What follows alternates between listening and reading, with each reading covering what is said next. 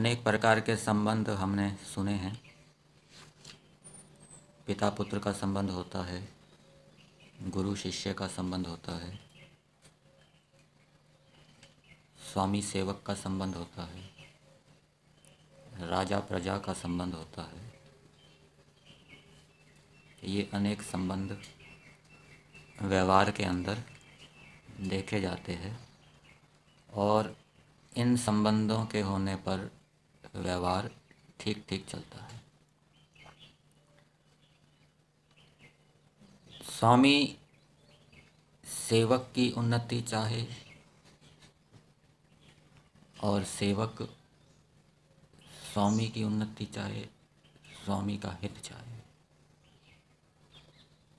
पिता पुत्र का हित चाहे, उन्नति चाहे, पुत्र पिता की उन्नति चाहे, पिता का हित चाहे, गुरु शिष्य की उन्नति चाहे, शिष्य का हित चाहे, और शिष्य गुरु की उन्नति चाहे, गुरु का हित चाहे, राजा प्रजा का हित चाहे, प्रजा की उन्नति चाहे, और जो प्रजा है वो राजा की उन्नति चाहे, राजा का हित चाहे। तो जब संबंधों में इस प्रकार का व्यवहार किया जाता है तो वो संबंध अच्छे बने रहते हैं, क्योंकि ईश्वर सबकी उन्नति चाहता है, सबका हित चाहता है। ऐसा नहीं है कि किसी की उन्नति तो चाहता हो, किसी का नहीं चाहता। ईश्वर सबका चाहता है।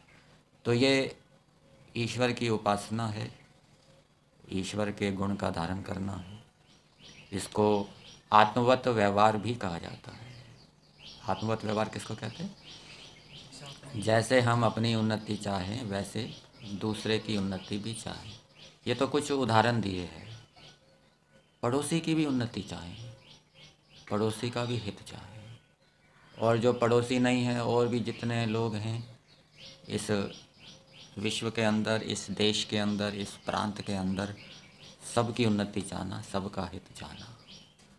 तो ये भावना कब उत्पन्न होगी?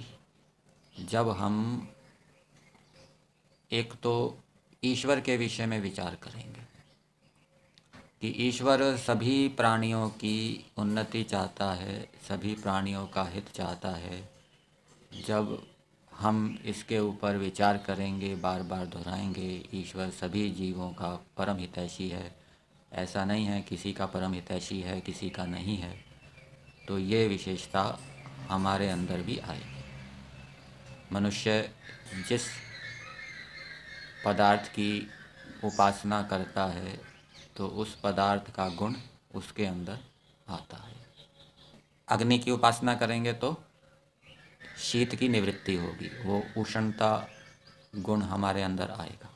इसी प्रकार से ईश्वर के इस गुण की उपासना करेंगे तो ये गुण हमारे अंदर आएगा। एक उपाय ये ईश्वर की इस विशेषता के ऊपर बार बार विचार करते रहना, दोहराते रहना कि ईश्वर सभी प्राणियों का हित चाहता है, सभी की उन्नति चाहता है, मुझे भी सबका हित चाहना है, सबकी उन्नति चाहनी है। और दूसरी बात, जो हम व्यवहार के अंदर मंत्रों का प्रयोग करते हैं, वो मंत्रों का प्रयोग यदि हम विधि पूर्वक करें, अर्थ करते हुए, भावना बनाते हुए, तो ये सबके उन्नति की, सबके हित की भावना हमारे अंदर दृढ़ होगी। विश्वानि देव सवितर दुरितानि पराशुभ, हमारे सभी दुर्गुण दुर्व्यसन दुखों को दूर कर दीजिए। हम कौन? सभी ब्रह्मचारियों के, सभी अध्यापकों के, सभी गुरुओं के, सभी कर्मचारियों के दुर्गुण दुर्व्यसन दुख दूर कर दीजिए। और भी जो बच गए उन सबको ले लो, जितने भी मनुष्य हैं, और व्यापक दृष्टि करते जाओ। गुजरात के अंदर, देश के अंदर, विश्व के अंदर, सृष्टि के अंदर जितने भी मनुष्य हैं उन सब के दुर्गुण दुर्व्यसन और दुखों को दूर कर दे। यज्ञ प्रार्थना में बोलते हैं, दुखिया ना कोई होवे सृष्टि में प्राणधारी। वहाँ सृष्टि की भावना बनाई है। सृष्टि के अंदर कितनी पृथ्वियाँ होगी, वहाँ कितने मनुष्य होंगे, तो सभी मनुष्य जहाँ जहाँ इस सृष्टि के अंदर रहते हैं, ईश्वर से प्रार्थना है कि आप उन सबके दुर्गुण, दुर्व्यसन और दुखों को दूर कर दीजिए। तो इस प्रकार से मंत्रों का अर्थ करते हुए, भावना बनाते हुए प्रयोग करेंगे तो सबके प्रति उन्नति की भावना, हित की भावना हमारे अंदर उत्पन्न होगी। और इसका लाभ क्या होगा? फिर किसी के प्रति वैर भाव उत्पन्न नहीं होगा, क्योंकि हित की भावना का, उन्नति की भावना का वैर भाव के साथ विरोध है। एक म्यान में दो तलवारें नहीं आ सकती। वैर भाव में क्या होता है? व्यक्ति दूसरे का विनाश चाहता है, इसका विनाश हो जाए, इसकी हानि हो जाए। परंतु ये भावना है उन्नति की भावना, इसकी उन्नति हो, इसका कल्याण हो।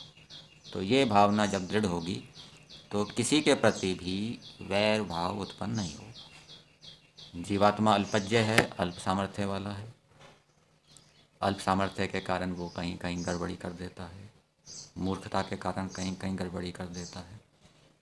और जिसके अंतःकरण में ये हित की भावना दृढ़ नहीं हुई तो उसकी सहन शक्ति कम होगी, धैर्य कम होगा, और वो तुरंत दूसरे के द्वारा गड़बड़ी किए जाने पर प्रतिक्रिया करेगा। वाणी से प्रतिक्रिया करेगा, शरीर से प्रतिक्रिया करेगा, मन से प्रतिक्रिया करेगा, मन के अंदर वितर्कों को उठाएगा, क्लेशों को उठाएगा।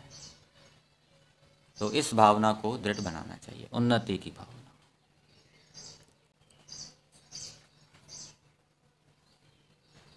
व्यक्ति उन्नति किसकी चाहता है? हित किसका चाहता है? जिससे प्रेम होता है, जिससे प्रेम होता है, जिससे प्रीति होती है, मनुष्य उसका सुख चाहता है, उसकी उन्नति चाहता है, उसकी प्रगति चाहता है, होता है। और प्रेम किससे होता है? कर्मचारियों से भी प्रेम हो,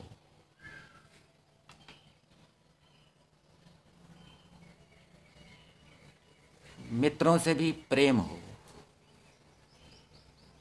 गुरु आचार्य अध्यापकों से भी प्रेम हो, पड़ोसियों से भी प्रेम हो। वो बाधा करते हैं लेकिन प्रेम भाव बना रहे। प्राणियों से भी प्रेम हो, सबसे प्रेम। मित्रस्य चक्षुषा सर्वाणि भूतानि समीक्षन्ताम्, मित्रस्य चक्षुषा समीक्षा महे, मित्रस्य चक्षुषा समीक्षे। मैं भी मित्र की दृष्टि से सभी प्राणियों को देखूं और सभी प्राणी मेरे को भी मित्र की दृष्टि से देखें, मुझसे प्रेम करें। मित्र की दृष्टि से मतलब क्या? प्रेम करें।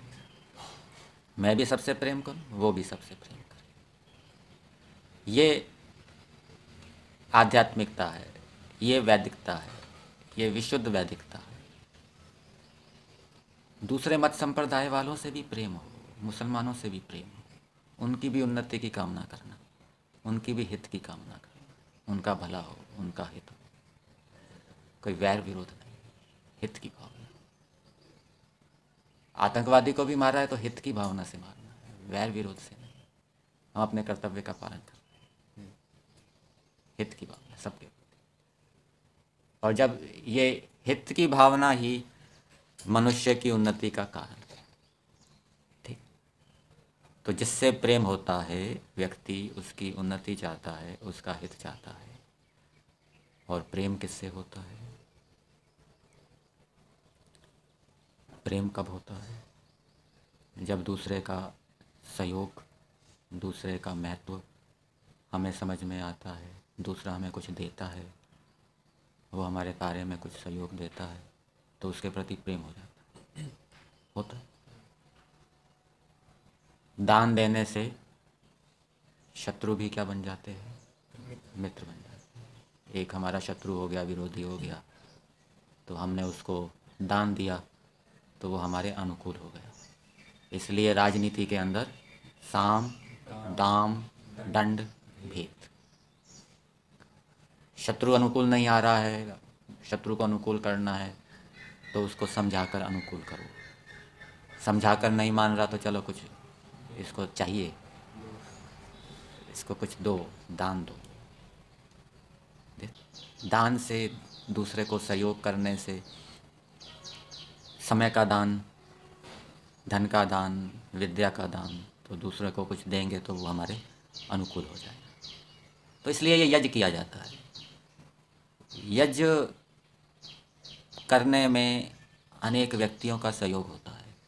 कोई आसन बिछाता है, कोई समिधा बनाता है, कोई घी लाता है, कोई सामग्री रखता है। तो अनेक व्यक्ति जब सहयोग करते हैं तो ये यज्ञ का कार्य होता है। तो उससे फिर आपस में प्रेम बनता है, संगठन बनता है। ठीक है ना। जब किसी कार्य को बहुत से व्यक्ति मिलकर करते हैं तो दूसरे व्यक्तियों का महत्व समझ में आता है कि देखो इसने भी ये सहयोग किया, इसने भी ये सहयोग किया, तो उसके प्रति फिर प्रेम का भाव उत्पन्न होता है। और जब संगठन नहीं होता, सब अपने अपने अलग अलग काम करते रहते हैं, कोई मिलकर काम नहीं करते, तो फिर वो आपस में जो प्रेम भाव उत्पन्न होना चाहिए वो प्रेम भाव क्या है, उत्पन्न नहीं होता, संगठन के अभाव। इसलिए पूज्य स्वामी सत्यपति जी बताया करते थे कि विद्वानों का संगठन होना चाहिए। तो वो विद्वान संगठन बनाकर मिलकर जब काम किसी एक कार्य को करेंगे, उसमें अनेकों का सहयोग रहेगा, तो परस्पर प्रेम भाव बढ़ेगा।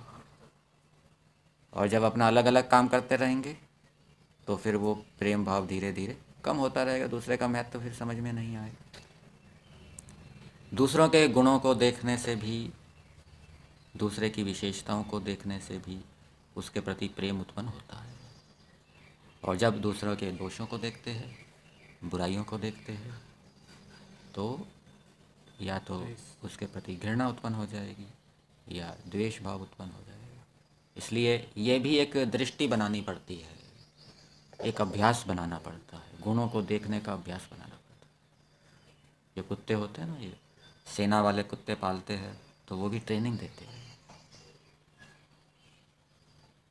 कोई विस्फोटक सामग्री है, उसका पता लगाना है, तो उसको वो सिखाया जाता है कि भाई इस प्रकार से ऐसी विस्फोटक सामग्री है, आपको ढूंढना है। कोई नशे के पदार्थ भी वो सूंघ कर पता लगा लेते होंगे, इस प्रकार की भी उनको ट्रेनिंग दी जाती है। तो वो ट्रेनिंग से वो अभ्यस्त हो जाते हैं, पकड़ लेते हैं भाई यहाँ विस्फोटक सामग्री है, इसके अंदर नशे की वस्तु है, ठीक है ना, इसके यहाँ भूमि के अंदर लाश है। तो वो अभ्यास से, नहीं तो दूसरे कुत्तों को पता नहीं लगता, उनको विशेष ट्रेनिंग दी जाती है। इसी प्रकार से हमें अपनी बुद्धि को भी, मन को भी विशेष ट्रेनिंग देनी पड़ेगी दूसरों के अंदर गुणों को ढूंढने की, कि इसके अंदर ये गुण है, ये गुण है। उसको कहते हैं गुणग्राहिता। तो दूसरों की विशेषताएं दिखाई नहीं दे रही तो ढूंढने का प्रयास करें। किसी का दोष बहुत दिखाई देता है, गुण दिखाई नहीं देता। किसी का गुण बहुत दिखाई देता है तो दोष दिखाई नहीं देता। दूसरों के गुणों को, विशेषताओं को देखने से, विचारने से उसके प्रति प्रेम उत्पन्न होता है। दूसरे के उपकारों को, सहयोगों को समझने से उसके प्रति प्रेम भाव उत्पन्न होता है। और प्रेम भाव उत्पन्न होगा तो उसके प्रति हित की भावना होगी। तो इस प्रकार से सबके प्रति हित का भाव उत्पन्न हो, क्या क्या उपाय बताए? गुणों को देखना, सहयोग को, महत्व को समझना, दूसरे व्यक्ति के संगठन में रहना, मिलके काम करना। मिलके काम करने में यद्यपि दोष भी दिखते हैं कि आलसी है, समय पर नहीं आता, देर से आता है, तो वहाँ भी मनोनियंत्रण की आवश्यकता है। वहाँ गुण भी ढूंढने हैं। अब जिसकी दोष देखने की दृष्टि है वो तो दोष को ही देखेगा, वो गुण को देखने का प्रयास ही नहीं करेगा, फिर उसका बिगाड़ हो जाएगा। तो वहाँ पर गुण को ढूंढने का भी प्रयास करना चाहिए, दोष की उपेक्षा कर दें, उसको दिमाग के अंदर बार बार, मन के अंदर ना लाएं, ठीक है ना। गुण को बार बार दिमाग के अंदर लाएं, इसके अंदर ये विशेषता है, ये विशेष, ये योगश चित्तवृत्ति निरोध है। व्यवहार के अंदर दूसरे के गुण को बार बार दिमाग के अंदर लाना, दोष का विचार आने ही ना देना, ये चित्तवृत्ति का निरोध है। और मंत्रों का प्रयोग करते समय, मंत्रों के अर्थ में जहाँ सबके लिए प्रार्थना है, वहाँ सबसे, सभी मनुष्यों का भाव बनाना है कि सभी मनुष्य आपके भर्गो देवस्य धीमहि, हे परमेश्वर सभी मनुष्य आपके उत्तम गुण कर्म स्वभावों को धारण करें, सभी मनुष्य। ये व्यापक दृष्टि। सर्वे भवन्तु, ये प्रार्थना यही तो है, सर्वे भवन्तु सुखिनः, सर्वे सन्तु निरामया। जितने भी मनुष्य हैं सभी सुखी हों, सभी निरोग हो, कोई भी हो, किसी भी मत संप्रदाय का हो, सबके प्रति कल्याण की भावना, हित की भावना, ये विशुद्ध वैदिक दृष्टि।